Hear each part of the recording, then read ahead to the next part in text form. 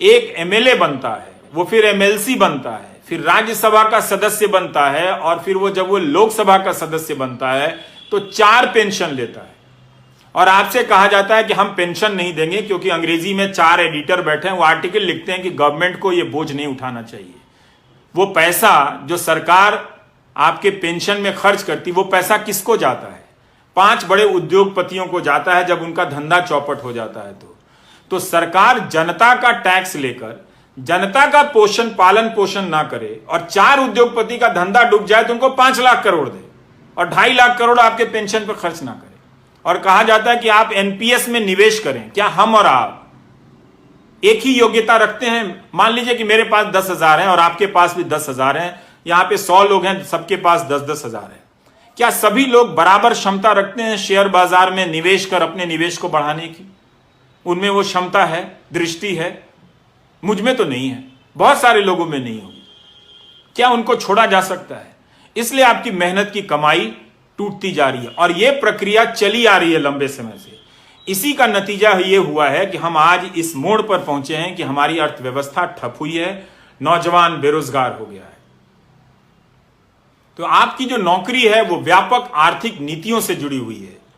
अगर आप इसको नहीं लाएंगे बहस के केंद्र में, इसे मुद्दा नहीं बनाएंगे, इस पर आप अपने आप को नहीं आजमाएंगे, तो मेरे दोस्तों, ये बीच बीच में मेरी 40,000 की नौकरी, मेरी 50,000 सदस्यों की नौकरी, इसको लेकर आप लड़ते रह जाओगे, कोई फायदा नहीं होगा। 17 सितंबर को आपने इतना बड़ा आंदोलन किया, कोई फायदा नहीं हुआ।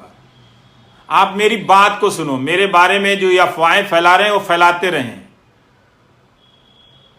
आईटी सेल का यही काम है, उनको मालूम है कि मैं बुनियादी सवाल कर रहा हूं और ये वो सवाल है जो 2017 से उठाने के कारण मेरा मजाक उड़ाया जाता है, पर मैं जानता हूं कि ये गलत हो रहा है, इसका शिकार मैं भी हूं।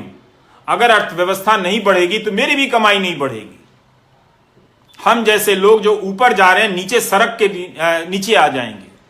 और आपको तो जीवन में 10 साल या 5 साल के लिए ऊपर जाने का भी मौका नहीं मिलेगा। मुझे तो मिला भी,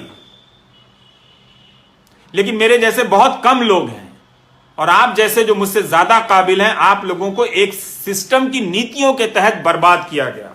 आप समझिए इस बात को।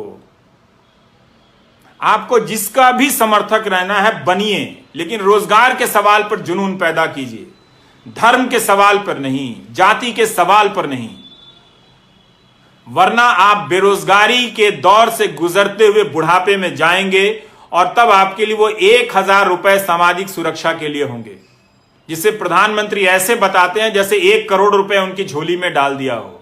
अपना पेंशन बता दें विधायकों का या सांसदों का, उसकी तुलना में अब आप और हम रिटायर होंगे तो 5,000 रुपया पेंशन नहीं होगा हमारा।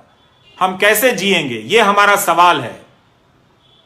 ऐसा नहीं है कि सरकार के पास पैसा नहीं है। अगर सरकार 10-10 लाख करोड़ रुपए बड़े उद्योगपतियों के बेलआउट पे खर्च कर सकती है, जो संख्या में सिर्फ 10 होते हैं या 100 होते हैं, तो सारे सरकारी कर्मचारियों को सरकार पेंशन दे सकती है। आपने 20 साल का यह दौर बिना पेंशन का देख लिया।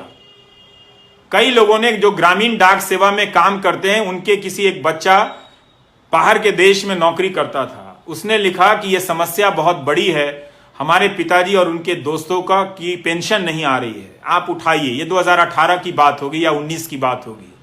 तो मैं इस विभाग को नहीं जानता था, तो उस लड़के ने कहा कि मैं न्यूजीलैंड या कहीं हूं तो मैं कमाकर अपने पिता को भेज देता हूं, पर उन्हें बहुत शर्मिंदगी होती है कि सरकारी नौकरी में 40 साल रहने के बाद भी बुनियादी जरूरतों के लिए बेटे पर निर्भर हैं।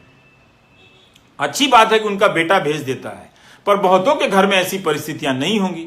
उन्होंने बताया कि उनके पिता के कई दोस्त गरीबी में मर गए, इलाज की कमी के कारण मर गए।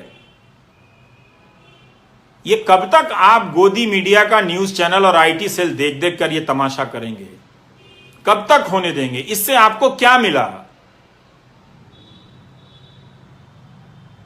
यह आपको समझने की जरूरत है। इसीलिए मुझे लगा कि मुझे नौकरी पर चर्चा करनी चाहिए। मैं क्यों पढ़ रहा हूं एक अर्थशास्त्र? ये मेरे काम का हिस्सा नहीं है। आज भी दो नेताओं ने कुछ बेहुदगी